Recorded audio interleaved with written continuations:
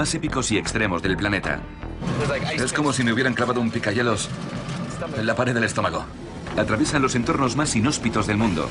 Ningún tren ha llegado más al norte que este, superando inmensos desafíos técnicos. Gracias a Dios que tenéis este tren. No sé qué haríais sin él. Estos trenes son un vínculo vital con las comunidades más remotas. Esta gente vive al borde de las vías del tren. Es su único medio de transporte. Son la base de la economía de algunas regiones. En mi vida había visto tantos pepinos juntos. Y hasta cambian el curso de la historia. Si el país se siente unido es gracias a esta línea. Son los trenes más extremos del mundo. Trenes extremos.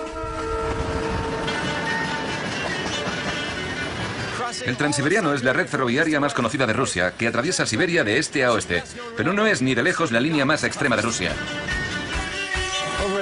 Me propongo viajar al corazón del Círculo Polar Ártico, en una de las vías férreas más septentrionales del mundo. Y lo voy a hacer en invierno, con temperaturas que pueden descender fácilmente hasta los 50 grados centígrados bajo cero o menos. Deseadme suerte. Bienvenidos a Trenes Extremos, Siberia.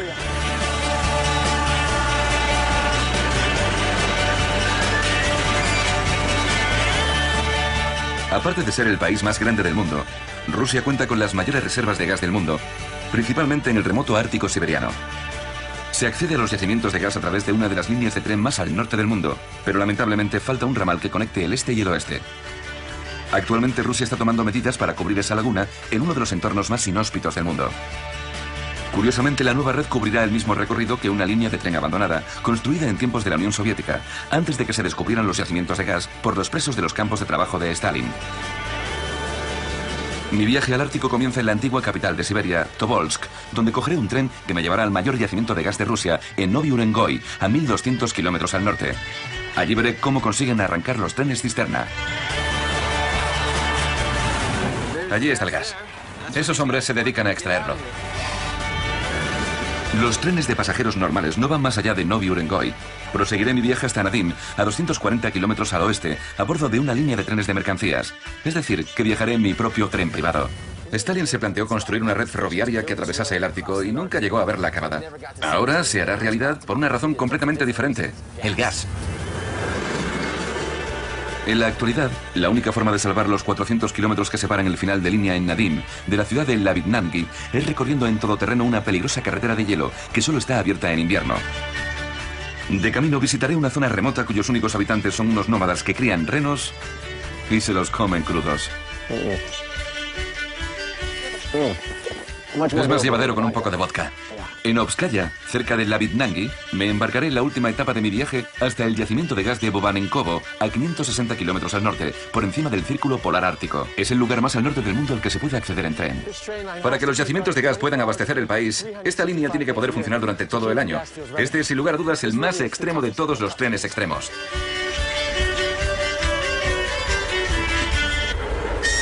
Los trenes de hielo de Siberia.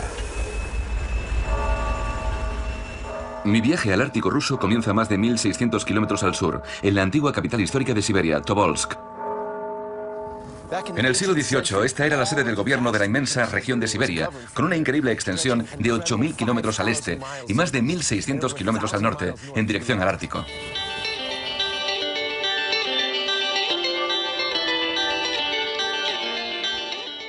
Justo enfrente del Kremlin de Tobolsk y de la hermosa Catedral de Santa Sofía, encontramos un vestigio mucho más siniestro del pasado, la cárcel de Tobolsk.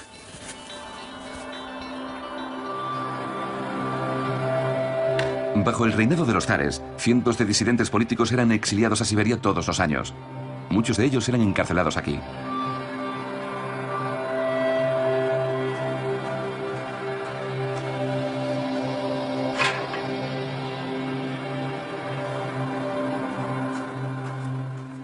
Tras la Revolución Comunista, el exilio de presos políticos y otros criminales a Siberia continuó a lo largo del siglo XX.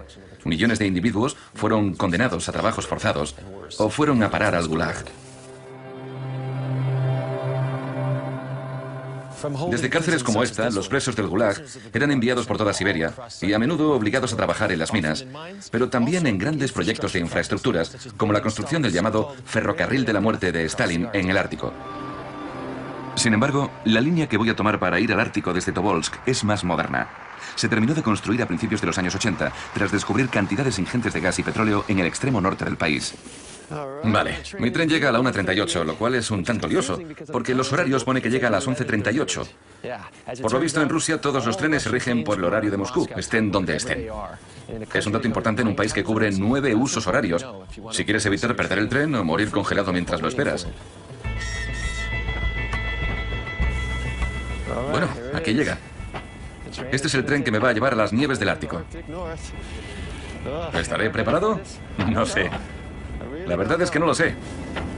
Ya veremos. Mi tren llega desde Moscú, a más de 2.500 kilómetros de distancia, y ha tardado 1 día y medio en llegar hasta aquí. En comparación, las cerca de 24 horas que me llevará mi viaje al norte parecen pan comido. Vamos allá. Tercera clase, asiento 40.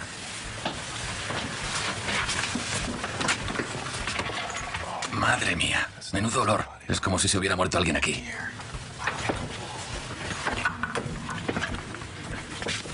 No lo descarto. Aquí es. 40.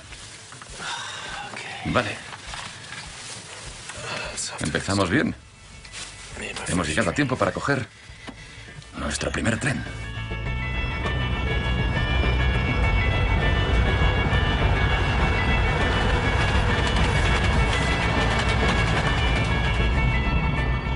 Desde Tobolsk me dirijo hacia los confines del Círculo Ártico, a 1.200 kilómetros al norte, donde se encuentra la última parada de la línea de pasajeros, en Novi Urengoy.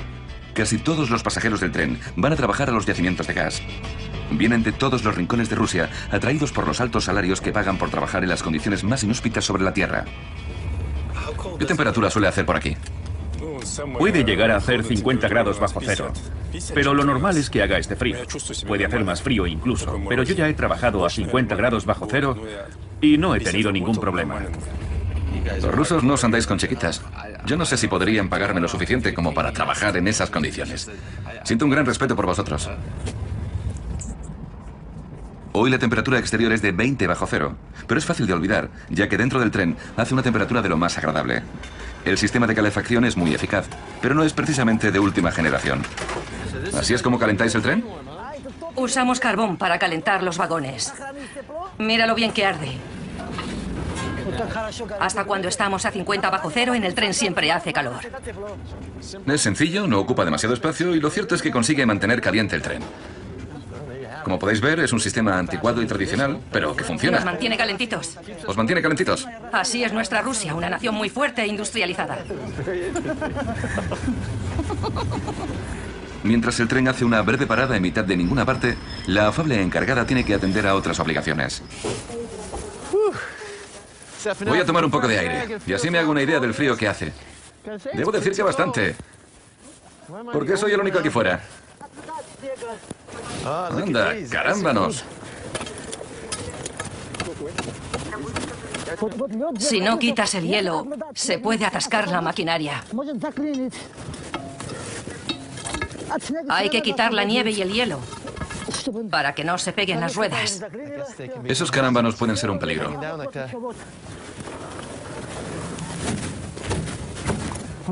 El tren puede funcionar incluso a 40 bajo cero. Pero hay que despejar el tren de conducción, porque si no, se congela. ¿No te congelas? Hace muchísimo frío. ¿Tienes frío? ¿Te ayudo a entrar en calor? Aunque haga 50 grados bajo cero, cuando dos personas se abrazan, deja de hacer frío. Lo mejor de los abrazos es que recibes más de lo que das.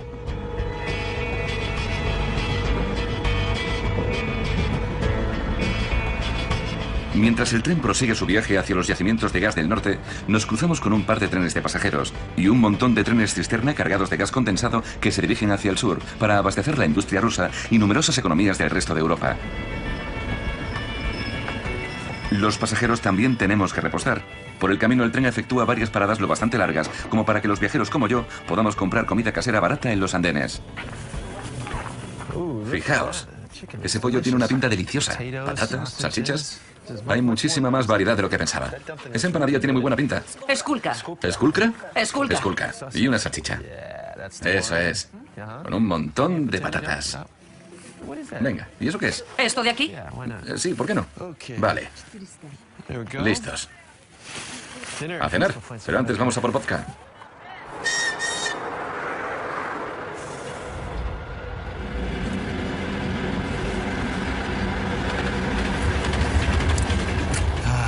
Cuando te ponen delante un plato de comida caliente, apetece comer cuanto antes de que se enfríe.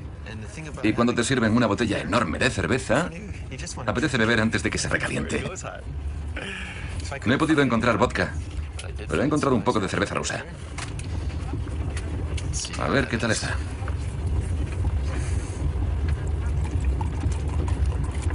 Sé lo que estáis pensando. Se supone que estamos en un programa sobre trenes extremos y yo aquí comiendo un pollo delicioso y bebiendo cerveza rusa. Lo cierto es que las cosas se van a poner mucho más duras más al norte. Esto es la calma que precede a la tormenta y voy a disfrutarla mientras dure.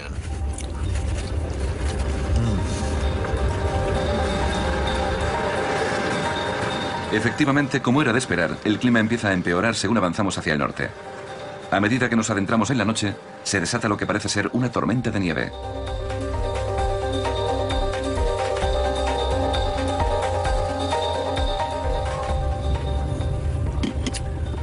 Bueno, supongo que debería prepararme para ir a la cama. Lo mejor de este asiento es que también es una cama.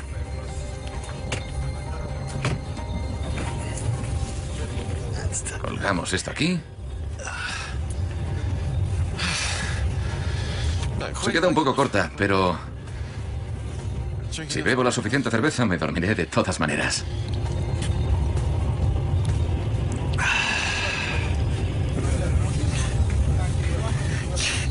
No se pueden apagar las luces en un vagón de 50 personas. Debería haberme traído un antifaz y unos tapones para los oídos.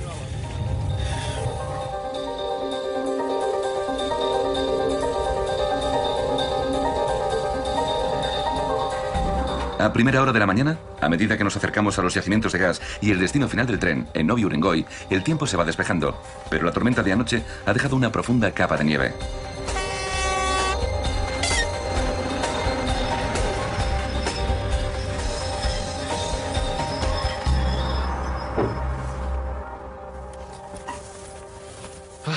Lo conseguí. Los yacimientos de gas. Sí que hace fresquito. Estamos en una zona muy sensible. Si tenemos en cuenta que cerca de las 3/4 partes del PIB del país proceden del gas y el petróleo, y que aquí se encuentran los yacimientos, tiene sentido que te exijan tener uno de estos. Es un salvoconducto. Aunque no parece más que un pedazo de papel, sin él te pueden arrestar si te encuentran aquí. Y lleva entre 2 y 3 meses conseguirlo para poder ver lo que hay aquí.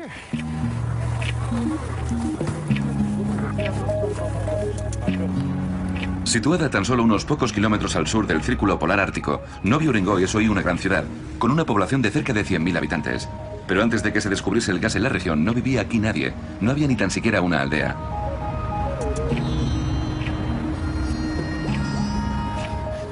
Es una ciudad tan nueva que el primer tren, no llegó aquí hasta 1982, en tiempos de la Unión Soviética.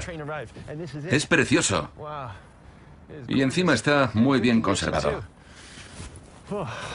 Me encantaría quedarme y seguir contemplándolo, pero hace un frío que pela. Sé que vosotros no os dais cuenta, pero ahora mismo debemos estar a 20 grados bajo cero. No siento las puntas de los dedos y me duele la cara. Tengo que taparme más. Actualmente, Rusia posee las mayores reservas de gas del mundo por valor de varios billones de dólares. A raíz de ello, el Ártico ruso se ha transformado por completo. Todo comenzó aquí, a las afueras de Novi Urengoy, en 1966, cuando apareció en mitad de la nada lo que terminaría siendo uno de los mayores yacimientos de gas del mundo. Ya voy abrigado como Dios manda y me encuentro mucho más a gusto. Llevo ropa térmica de pies a cabeza. Botas impermeables, pantalones impermeables, una chaqueta extra, 3 pares de guantes, una braga de cuello, un pasamontañas en el bolsillo y me he bajado las orejeras. ¡Listo!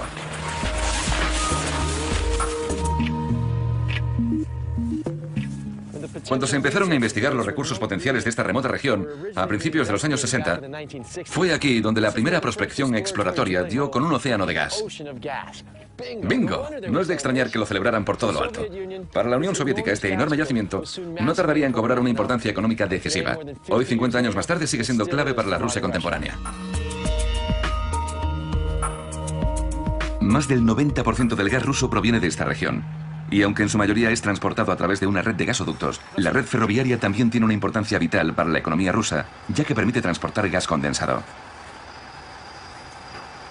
Hay numerosos puntos como este en Novi Urengoy, donde vienen a repostar los camiones cisterna.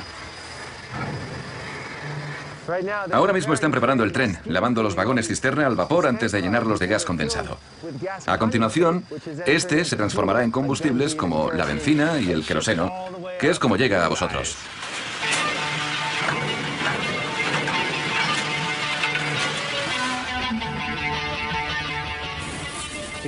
Como en esta zona nieva mucho, los trenes quitanieves tienen que trabajar 24 horas al día, solo para despejar las vías y permitir el tránsito de los trenes que transportan el valioso gas.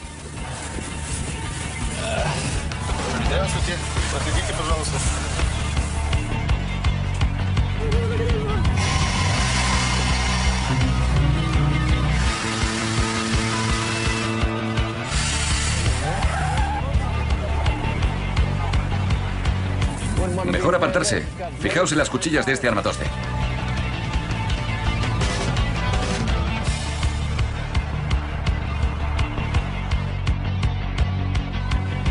La nevada le ha pasado factura al tren. Se ha roto una pieza del quitanieves por el peso de la nieve y ahora tienen que repararla.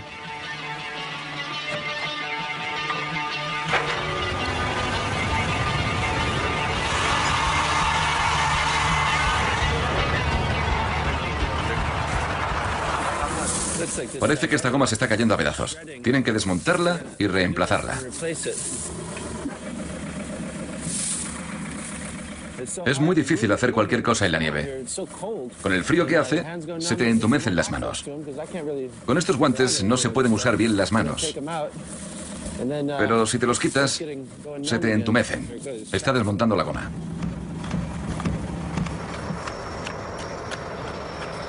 La mayoría de la vía puede despejarse con el tren quitanieves, pero hay puntos en los que podría dañarse, por lo que usan los tractores hasta cierto punto y luego hacen el resto a mano. Si esto ya parece un trabajo duro con buen tiempo, tiene que ser durísimo hacerlo en estas condiciones tan extremas. Para que os hagáis una idea de lo difícil que es mantener estos trenes en circulación, esta operación tiene que llevarse a cabo cada vez que nieva. Estoy congelado. Se me va a caer la nariz. ¿Qué quieres que te diga? Soy un flojeras. Pero para ti esto es el pan de cada día, ¿no? Tú no tienes frío, ¿verdad? Cuando trabajas no pasas frío. Pasas frío cuando estás de pie sin hacer nada, no cuando estás trabajando. Solo los vagos tienen frío. Yo no soy vago, así que no tengo frío. No le falta razón.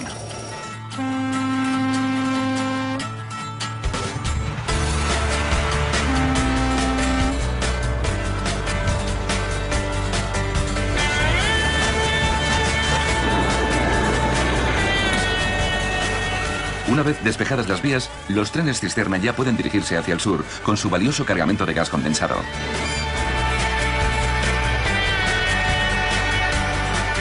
En la actualidad, los trenes cisterna tienen que pasar por Tobolsk para descender al sur desde Novi Urengoy y llegar a los mercados industriales de Moscú y de Europa Occidental. Pero una vez construido el ramal entre Nadim y Lavinnangi, el trayecto a Moscú y más allá será más corto, rápido y barato.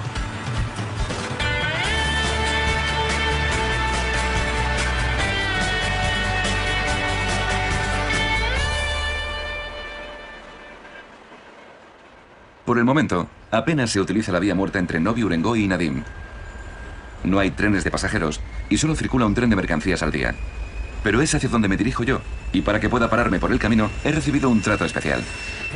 Para la siguiente etapa de mi viaje dispongo de mi propio tren privado. ¿Qué os parece? Hola.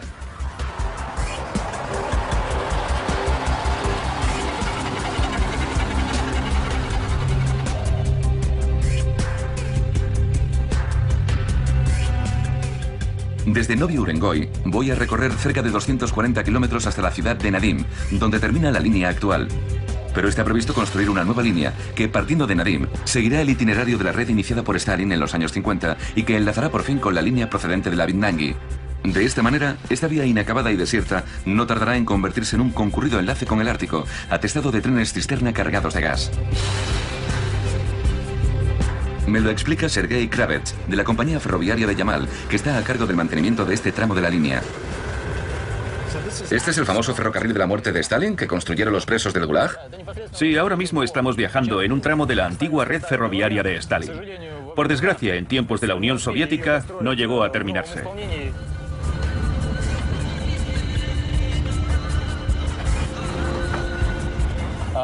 En la época de Stalin se usaba la red ferroviaria principalmente con fines militares, es decir, para el transporte de cargamento militar. Pero la actual reconstrucción está ligada al desarrollo económico. Stalin se planteó construir una red ferroviaria que atravesase el Ártico y nunca llegó a verla acabada. Y ahora está a punto de hacerse realidad por una razón muy diferente: el gas.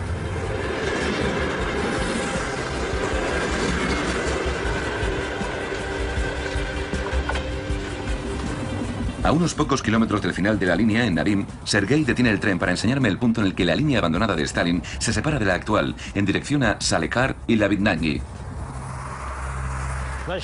Este tramo seguirá siendo una vía muerta y no se terminará de construir. La nueva vía se construirá siguiendo el trazado de la antigua ruta de Stalin. De esta manera será posible acceder a Salekar y Moscú a través de Nadim. La bifurcación donde el futuro se cruza con el pasado. De esta manera el Ártico estará abierto al oeste del país y el sueño de Stalin se hará realidad. Sí. La idea es comenzar las obras a finales de este año y continuar el tramo que conduce hasta el puente, que ya está en construcción. Es increíble pensar que dentro de unos pocos años va a haber un montón de trenes recorriendo esta ruta.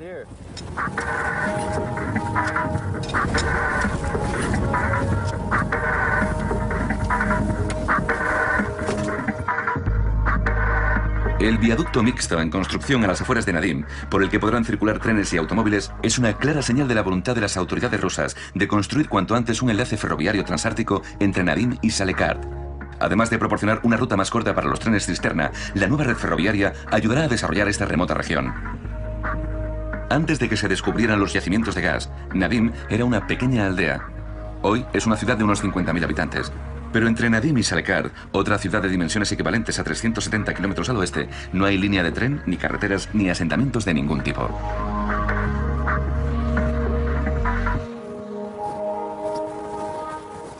Estos bloques de viviendas son el último rastro de civilización en una extensión de más de 300 kilómetros. En esa dirección no hay ni una sola aldea. Estamos en una ciudad fronteriza. Fijaos en este avión que acaba de aterrizar. Tiene esquís incorporados. Y este inmenso desierto que acaba de sobrevolar es el territorio que quería surcar Stalin con su red ferroviaria. Para viajar por este remoto paraje, siguiendo la ruta del ferrocarril ideado por Stalin, la misma que seguirá el nuevo tren, me reúno con un historiador local, Vadim Grishenko. Vadim, ¿qué tal, Sai? ¿Listo para la aventura? Sí, me muero de ganas. ¿Has conducido alguna vez por una carretera de hielo? No. ¿Y te apetece? Venga, ¿por qué no? Ya puestos, vivamos la aventura hasta el final, ¿no?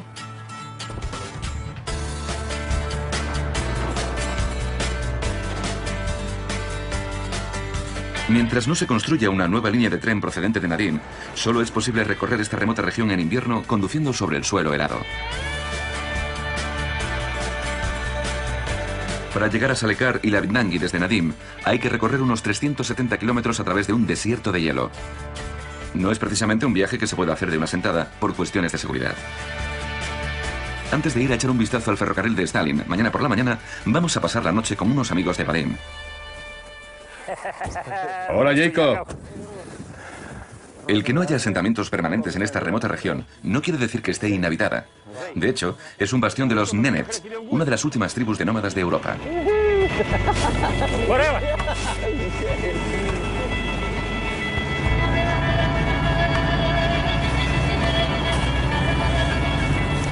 Hay decenas de miles de Nenets viviendo en pequeños campamentos temporales, en su migración por estas tierras inhóspitas con sus inmensas manadas de renos.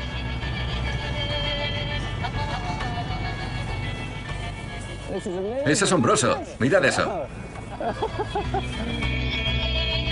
Menos mal que el campamento no quedaba muy lejos de la carretera de hielo. Cada grupo familiar de Nenets se instala en un lugar concreto durante unas semanas antes de retomar su ruta en busca de nuevos pastos para sus renos. Igor. Hola, Iván. ¿Estás saltando los agujeros? Para darnos la bienvenida a su campamento a la manera tradicional, nuestros generosos anfitriones sacrifican uno de sus preciados renos.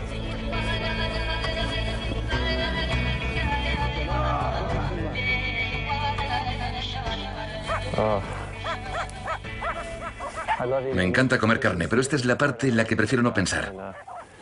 No creo que esté bien Matar a un ser vivo. Los Nenets estrangulan al reno porque consideran que es la forma más compasiva e indolora de morir. Está boqueando en busca de aire. Pero pronto habrá acabado todo. Y nos dará de comer a todos.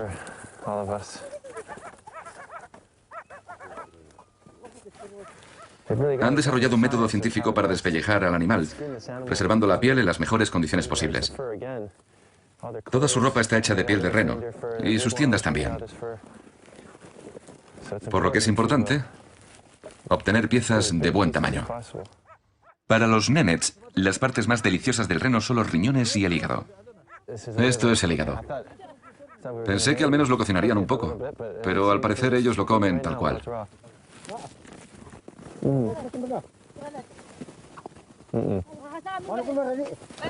Me está costando. Estoy esperando el vodka, ya comeré luego. Sí, yo también agradecería un trago de vodka ahora mismo. Primero esto. Y luego esto. Es mucho más llevadero con un poco de vodka. ¿Y ese cucharón? No me digas que os bebéis la sangre. Sí. Dios mío, ¿qué me mandaría a preguntar? Vale, vamos allá. Bien, salud. Nastaroya. Qué salada está. Es como beber sal pura.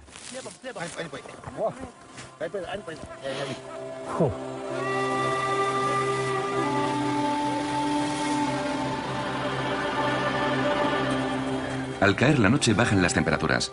Nos dirigimos a las tiendas para entrar en calor y acostarnos.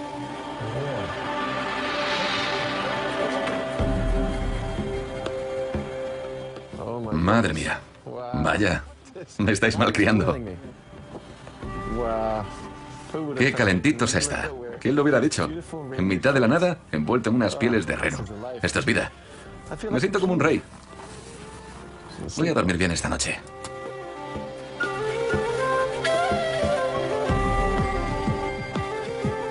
Nuestros anfitriones se levantan temprano para buscar pastos para sus renos durante el día, mientras nosotros proseguimos nuestro viaje por la ruta del ferrocarril inacabado de Stalin. A medida que avanzamos por nuestra carretera helada, vamos avistando una serie de puentes ferroviarios en ruinas. Son vestigios de la línea que atravesó este remoto paisaje a principios de los años 50.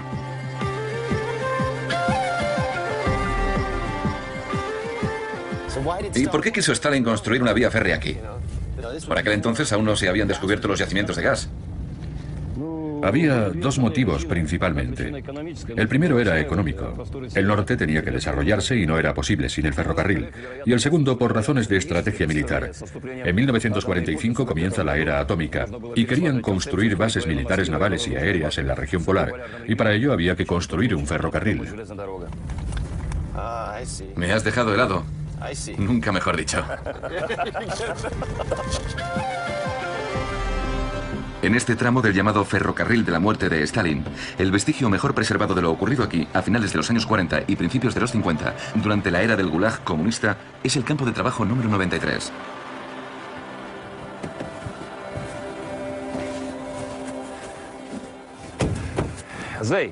Es una nieve muy profunda, así que propongo que cojamos la moto de nieve. Vamos a sacarla del remolque.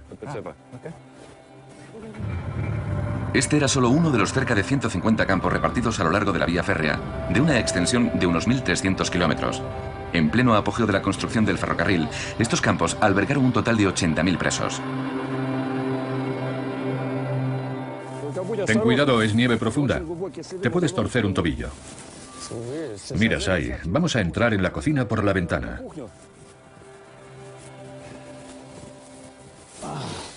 Aquí es donde cocinaban para los presos, en esos grandes contenedores. Mira, está totalmente congelado. ¿Qué cazuelas más grandes? ¿A cuánta gente daban de comer aquí? Calculo que habría aproximadamente unos 300 presos en este campo. Son muchos. ¿Y estaban bien alimentados? No se morían de hambre, pero la comida era muy sencilla.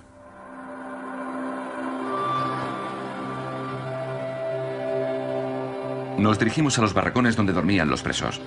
De los cerca de 300 internos de este campo y los más de 80.000 que trabajaron en la región en el ferrocarril de Stalin, solo un pequeño porcentaje eran criminales reincidentes. Más de la mitad habían sido condenados por delitos menores, como robar una barra de pan, un delito castigado con 2 o más años de trabajos forzados. Aparte de ellos, casi una cuarta parte de los presos eran los llamados enemigos del pueblo, es decir, disidentes acusados de crímenes políticos contra el régimen comunista. Esta cruz está puesta en homenaje a los que construyeron el ferrocarril. Stalin quiso construir su red ferroviaria en un tiempo récord, por lo que los presos que supuestamente no trabajaban lo bastante duro o infringían el estricto reglamento del campo terminaban en las celdas de castigo. Esta es la cárcel dentro de la cárcel, ¿verdad? Un infierno dentro de otro infierno.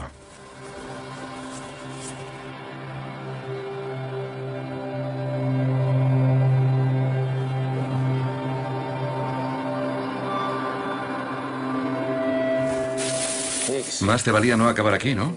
Hace un frío que pela. Ahora mismo estamos a 25 grados bajo cero y ni siquiera es el mínimo. Sé que pueden alcanzarse temperaturas de hasta 60, 65 bajo cero. Hay una ventana abierta ahí. ¿Cómo hacían para no morirse de frío? En realidad había un cristal en la ventana y había una estufa. O sea que les entraba aire caliente.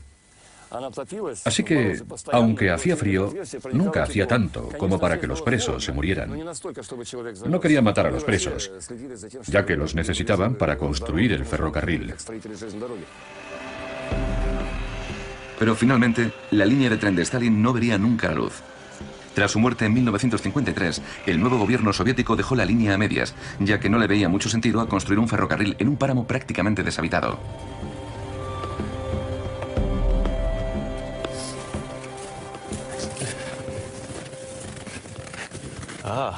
Mira estos vestigios ahí. Está completamente en ruinas. Estas vías rotas son una especie de metáfora de los sueños rotos de Stalin, ¿no? Cuando lo ves tan de cerca te das cuenta de lo que supuso construir el ferrocarril, colocar cada clavo. Y no puedo dejar de pensar que hoy, que se supone que hace bueno, hace sol y no hay viento, estamos a 24 grados bajo cero. Hace muchísimo frío. Imaginad cómo sería trabajar aquí en pleno invierno. Es terrible pensar en todo ese trabajo, todo ese sufrimiento que no sirvió para nada.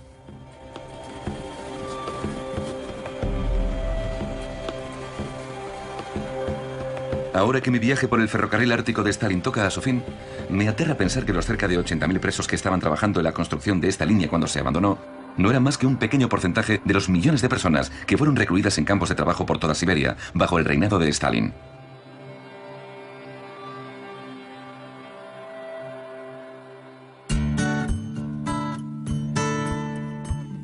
Tras recorrer más de 300 kilómetros de desierto helado, la carretera nos devuelve a la civilización moderna en la ciudad de Salekar, que cuenta con cerca de 40.000 habitantes.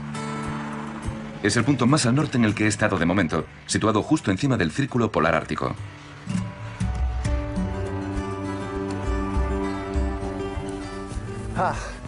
Estoy seguro de que lo tradicional es celebrar que cruzas la línea.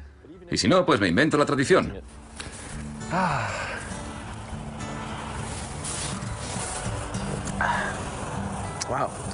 Ya me ha subido la temperatura a 5 grados.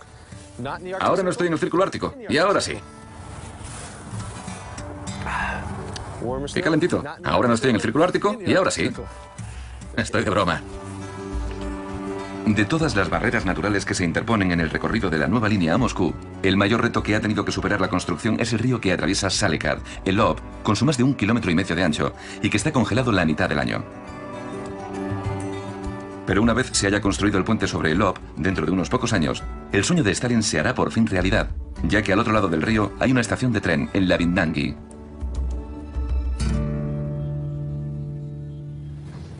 Aquí es donde comienza de nuevo la red ferroviaria existente, y se pueden coger trenes de pasajeros hasta Moscú. Es aquí mismo. Pero no pienso volver a casa aún. Para la última etapa de mi viaje, voy a dirigirme aún más al norte, adentrándome cientos de kilómetros en el Círculo Ártico, en la línea de tren más al norte del mundo. Es por allí. Al final de la carretera de Lavidnangi se encuentra la ciudad de Obskaya, que es el punto de partida de una nueva línea de tren privada con destino al yacimiento de gas de Bobanenkovo. Esta red ferroviaria es gestionada por Gazprom, que controla cerca del 90% de las reservas de gas de Rusia, convirtiéndola en la mayor empresa gasística del mundo. Este es el tren. Pero antes de embarcarme tengo que pasar por un control de seguridad, como en los aeropuertos, para registrar mis maletas y cachearme. Máxima seguridad.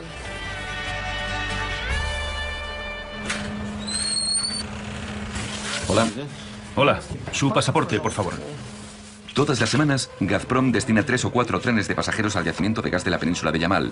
Y como todos los tripulantes del tren van allí a trabajar, resulta que está prohibido llevar alcohol.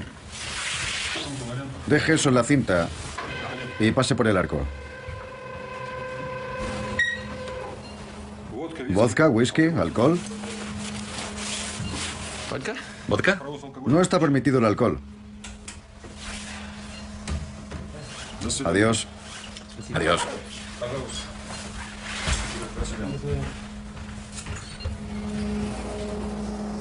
Maldita sea.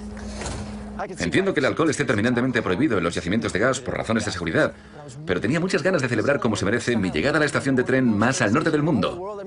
Venga ya. Tendré que buscarme otra cosa con que celebrarlo. Ya veréis.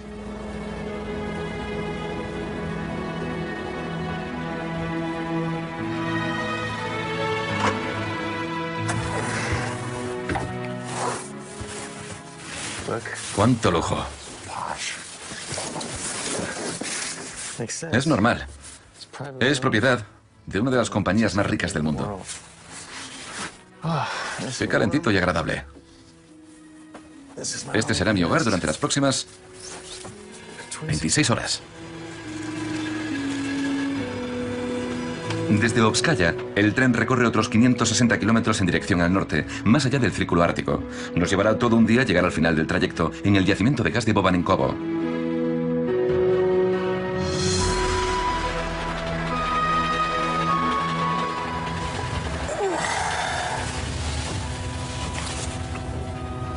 Buenos días. Mirad eso. ¿Seguro que estoy despierto? Tengo la sensación de que estoy soñando. Es rarísimo. No hay un solo árbol a la vista. Es alucinante. Había oído hablar de esto, pero jamás había visto nada igual. Hielo puro hasta donde alcanzo la vista y nada más.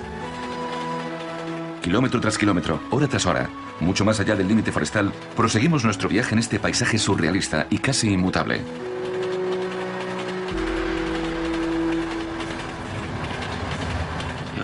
Es agradable estar a cielo abierto y tal, pero empiezas a echar de menos algo que mirar. A ver si llegamos pronto a una estación y podemos ver algo, un puente, lo que sea. No me imagino lo duro que debió ser construir aquí una vía férrea y mantener operativo un tren durante todo el año. Estos trenes no solo trasladan a los trabajadores, sino todos los materiales de construcción, el equipo, las provisiones, de todo, porque aquí no hay un alma. Aunque sorprendentemente, unos kilómetros más adelante, el tren se cruza con seres vivos, unos renos.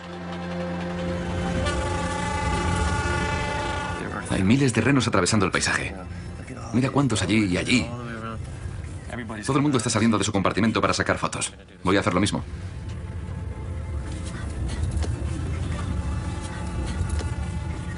Me preguntaba por qué sonaba la bocina.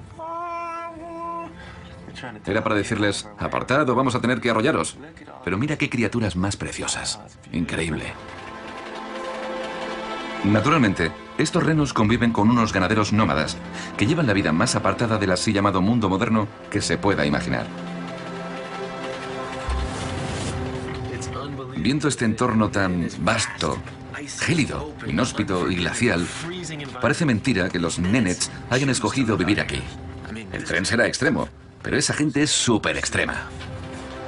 Mis compañeros de viaje en los yacimientos de gas viven en apartamentos con calefacción central, aunque para ser justos, ellos también tienen que ser duros de pelar para venir a trabajar aquí en pleno invierno, en estas condiciones climáticas.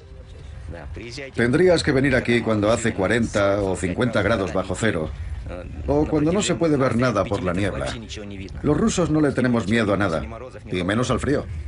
Me he comprado un gorro con unas orejeras que se pueden bajar, pero aquí todo el mundo me ha dicho que no. Que hay que dejarlas levantadas, que así pareces más duro. ¿Es cierto? Sí. O sea que, aunque se os congelen las orejas, os negáis a reconocerlo y no os bajáis las orejeras. Los rusos sois gente dura y curtida. ¿Ni siquiera tenéis un poco de frío? ¿Con la temperatura tan extrema que hace? Si tienes frío, haces unas flexiones. Ah, hacéis ejercicio para entrar en calor. Todo es posible para un ruso. Los rusos son igual de extremos que esos trenes. Supongo que hay que serlo para venir a los desiertos helados del Ártico siberiano. Qué puesta de sol más bonita. Es como navegar en un mar de nieve y hielo. Me siento muy afortunado por haber podido hacer este viaje. También he tenido suerte con el tiempo, la verdad. Me imaginaba que al llegar tan al norte no se vería nada por la niebla. Debemos de estar a punto de llegar, porque el tren llega a su destino nada más caer la noche. Y pensar que no existe ningún tren que llegue tan al norte como este. Y estoy a bordo de él. No está nada mal, ¿eh? Qué ganas de llegar. Al caer la noche, el tren se aproxima a su destino, el inmenso yacimiento de gas de Bobanenkovo, donde concluye mi viaje.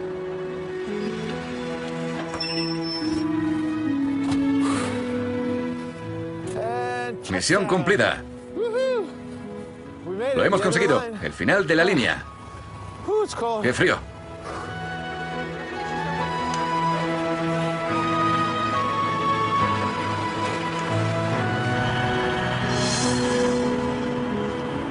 Es increíble pensar hasta qué punto el descubrimiento del gas ha transformado el Ártico ruso. Gracias a ello, la red ferroviaria de la región está en constante expansión.